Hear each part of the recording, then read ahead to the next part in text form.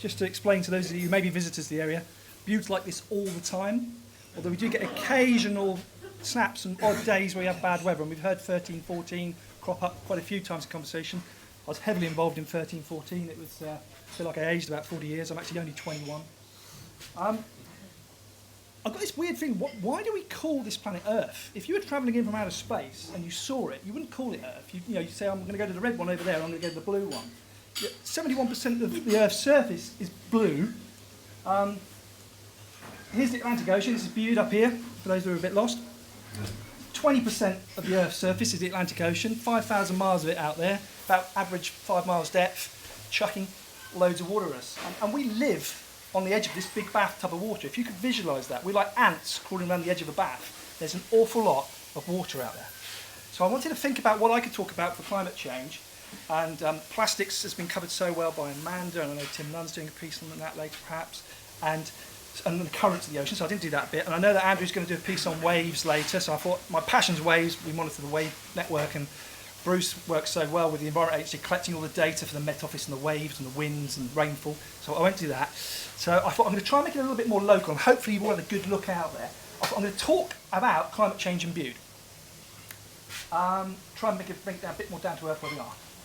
I'm going to concentrate on the sea pool, the breakwater, the beach itself at some of these here, and the sea canal.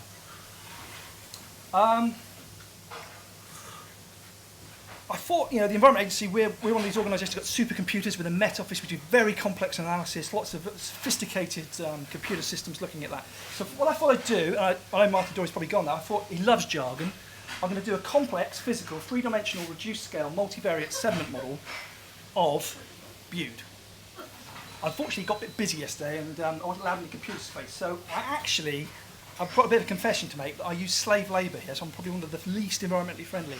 I got my young boys to help me with their duvet cover, which is now covered in sand. They're really upset about. And I thought I'll model it real scale.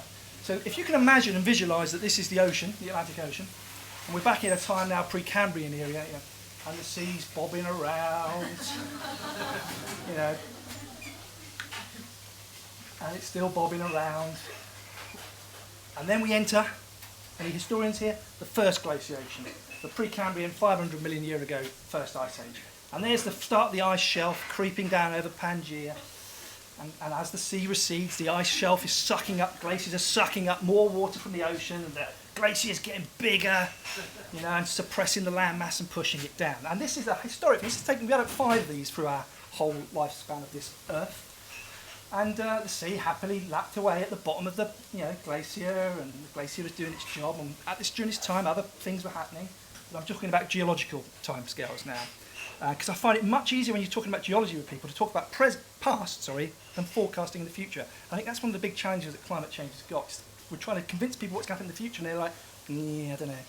But if you talk about what happened previously, they all get it. We all remember the 1314 storms. We're also really good at forgetting stuff before that. We forget the 1824 storm that killed every man in Newlyn in Cornwall. We forget the 1607 tsunami that separated St Michael's Mount from the landmass. We forget these things. We're really bad at forgetting those things. So I carried on with my multivariate sediment model. Here we are at the end of the Ice Age. Just to try and keep the numbers down, dumb it down because I'm not very good with numbers myself.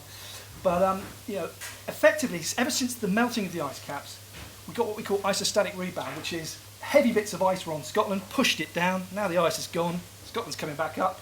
Unluckily for us down here, we're going down. So not only have we got rising sea levels, the planet's dropping a bit as well. And down here it's about a millimetre a year. So we get to the end of the Ice Age, the most recent Ice Age, in the Quaternary period, 10,000 years ago. Who likes to hazard a guess what came along next?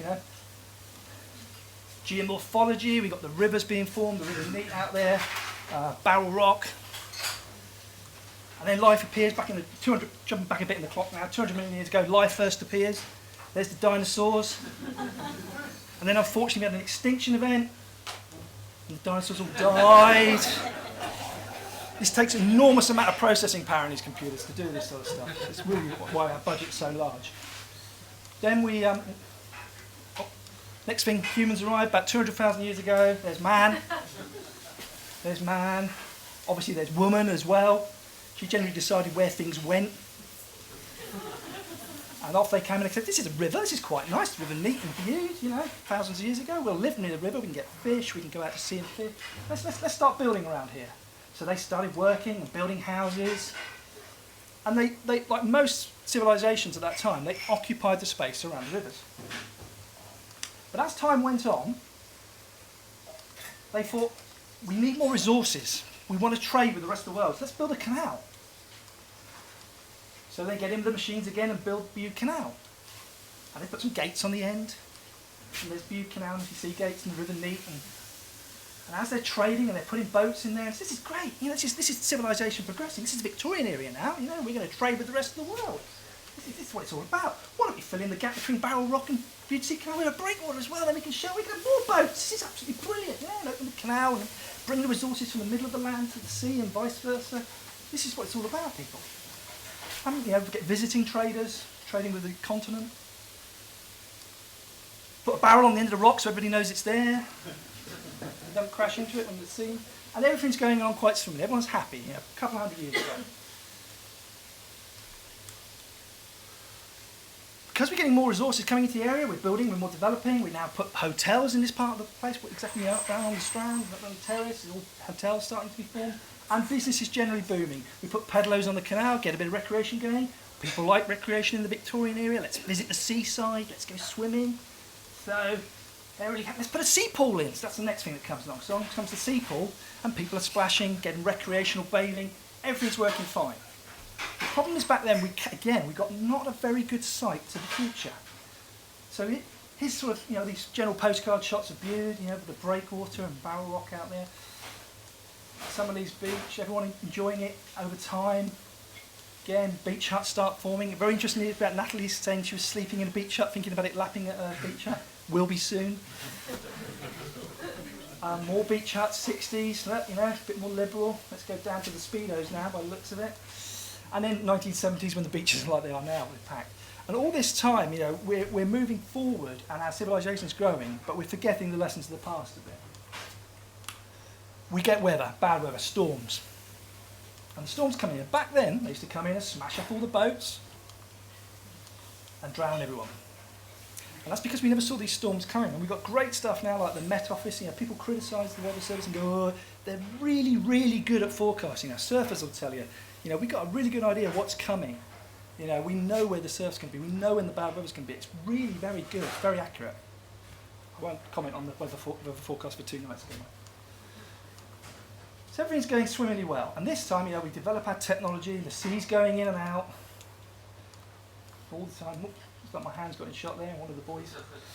They're now complaining about me about this because their duvet cover's completely covered in sand, but don't worry about that. That's a small price to pay in the war against climate change. And everything's going along, the civilisation's coping quite well. Then I've got a really good idea. We want more people to the beach, and we're going into a more technological. Let's flatten off some of these dune system that's protecting this community and put a load of cars on it. You know, and park cars there. And people start arriving to the beach and commuting to the beach. And all this time the sea's going out. And then there's a big wave. And so, ooh, that was a big storm, you know. But we're okay because, luckily now, we've got a weather forecasting service. And so we can move stuff around. This is, one of our jobs in the agency is to monitor beach change, monitor the climate, monitor wave heights and what have you. And this is the change in the beaches in Summerleys and Crooklets. In the last 7 years, from 2014 to 2007, we lost 18% of the sand, 18, off Crooklets Beach. We've lost 9% of the sand off Summerleys Beach. These things, climate change is happening now, and it's only by looking at the long-term trends and data sets that we can appreciate that. Another storm comes along, and Bude. But this time the guys are clever because they've got the weather forecast, they move the boats up and out of the way, everyone's kept back off the sea line, and everyone's safe. Unfortunately, the sea gates get ripped off again like they did in 1994, I think it was back then, and the breakwater gets damaged like it did in 2013. And this is the cycle we're in now of build and repair. And all the time that we're building and repairing the sea pool, repairing the lock gates, repairing the breakwater, all the time that we do that, the sea's encroaching, we're losing our beach because we're holding the line and we're actually losing our beach. And I'm not a doomsayer, another storm comes along, same thing happens again, let's put it back. And we just get into this cycle of repair and fix, not appreciating that, nature's trying to teach us a lesson here. And lo and behold, another storm comes along, breaks the breakwater, breaks the sea gate. And then we get the perfect storm.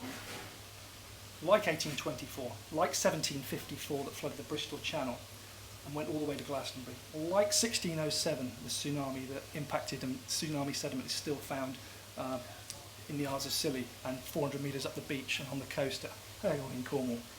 These things have happened in the past. We're foolish to think they won't happen in the future. Sea level rise, regardless of what you think about how things are going to change in the future, with the Environment Agency, we've got a job to try and educate people and advise them how things are going to change. You can't ignore what's happened in the past for the factual evidence. We only really know about sea level rise because some bloke in Newlyn 200 years ago said, I'm quite interested in this, I'm going to, off my own back, measure the height of the sea every 15 minutes. I was down at Newlyn Harbour with Harbour Master Rob Parsons the other day, and we were there and we were both saying what an advocate, what a great guy this guy must have been to have got this 200-year data set. Next longest data set's 50 years in Amsterdam. So it doesn't really give you the evidence you need to prove sea level rise is definite. This one does. This is 200 years of data. Every 100 years, the sea has gone up by 8 inches or 200 mil at Newlyn. It's irrefutable, regardless of what you think the future brings. We were with a lady who was working as an economic consultant for us at the time, and she was convinced that if he got up 15 minutes night and day to measure the sea, he clearly wasn't married.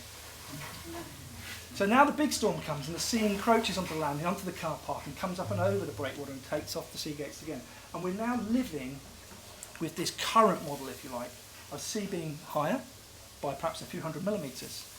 More stormy, we're getting increased storminess, and the sea's becoming more frequent. And so now the sea is lapping over our nearshore area, encroaching on our beach huts, starting to damage things like the sea pool more frequently. So what can we do to actually stop this? Well, it's very difficult. There's a number of reasons why it's very difficult for me to illustrate that. What we can do, you can't really see, is we can deposit sand. There's two reasons you can't see it. One is because sand looks like sand, so you won't see it very clearly. And the second reason is when I started to colour the sand afterwards, unfortunately my two sons decided to bomb the area with Action Man and Pokemon and completely trash the multivariate sediment model. So I try to highlight, all you have to do is take some of the sand that's offshore from the coastal process and deposit it along the beach, so you re-nourish your beach. You keep what keeps views so beautiful and vibrant, its beach. This is a policy that's it's taken a lot of weight with the Environment Agency now and also internationally. There's a lot of these projects called sand engines and sand motors in Holland, in the United States, and Australia. And I think we've got a very clear goal to try and stop fighting nature in the Environment Agency and work with it to try and help it re-nourish and keep our beach as sandy and as golden as we'd like. So the sea will lap in over that zone there, and actually we can have better breaks, encourage surfing for people like Andrew to come down and lazy crowd, to change our reef systems, improve our surfing, get more tourists down, generate a larger economy. So I'll try and give you a little bit of a more technical background. That was a very, obviously, like I say, quite a complex model. But just moving on to this, if we leave things as they are, we'll lose the sea pool, we'll lose the breakwater. We know we've got to spend about 10 million on the breakwater alone just to try and repair that section for the next 50 years. We'll lose the canal and the beach. The beach will deplete. The car park will shrink. The sand will start filling up and encroaching as it does now, even around where we are. It has to be cleared more frequently. And what happened nearly in 1314 will undermine the actual seawall canal structure and we'll lose the water in the sea canal. So we do need to look at going from this to this. We need very subtle changes in the regime of how we manage that whole area.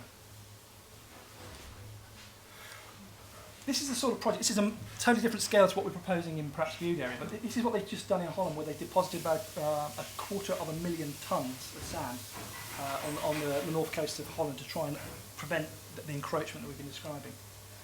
And again, like I say, what it would be here would be, the style of change would be from that to that. We'd be looking at re-nourishing, feeding our beach with more sand, so it keeps sandy, but also Sand is the best coastal defence out there. It absorbs wave energy like nothing else. It can move around and adapt. You put hard structures in like breakwaters and seawalls, they just get damaged in the long term.